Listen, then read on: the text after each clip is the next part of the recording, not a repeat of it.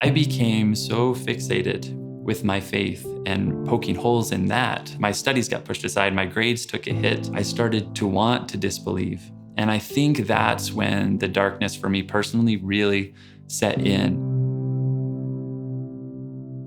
As I dug deeper and deeper in trying to find anything and everything negative I can find about God, the Church of Jesus Christ of Latter-day Saints, and just Christianity more generally. I remember also reading lots of Exodus stories, people that had similar questions and ultimately decided to leave the church. And that was tempting to me.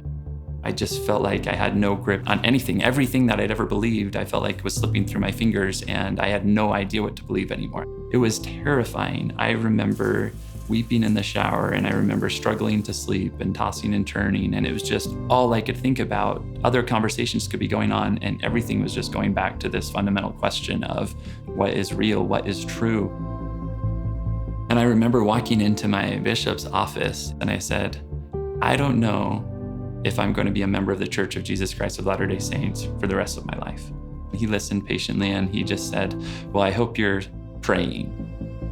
My prayers were very simple. A lot of times I could not get out more than, God, help me, help me.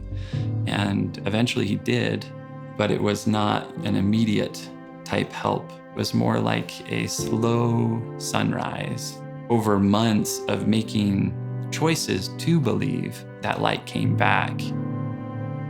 There are evidences that I've chosen to give credibility. The fact that the Church of Jesus Christ of Latter-day Saints has really helped me to think more about other people and encouraged me to do that. That's not everything, but it is something, right? And the times when I was growing up and I turned to the Book of Mormon and I read and I felt peace, it's not everything, but it is something, right? And so all these somethings over time that I chose to ignore when I was in the thick of that crisis. I thought I was being intellectually honest, right? I thought I'm just gonna be open-minded. I'm gonna see everything how it is. But at the same time, I wasn't being fully honest about all these other things that could raise the question of, maybe there is a God, and maybe that God is loving. Because look at this, remember that experience you had on your mission? Remember that experience you had when you were baptized?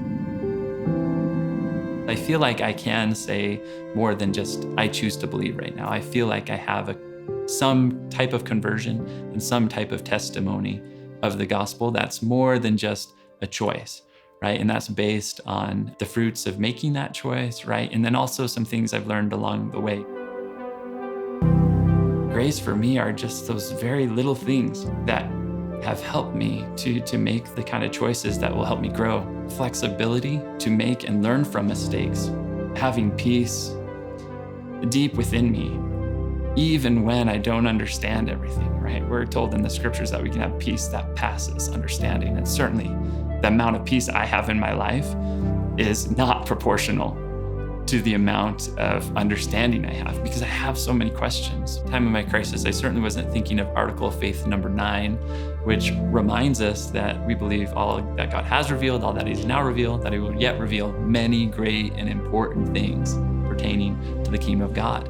Those great and important things, they're not tangential, sidebar, footnote type things.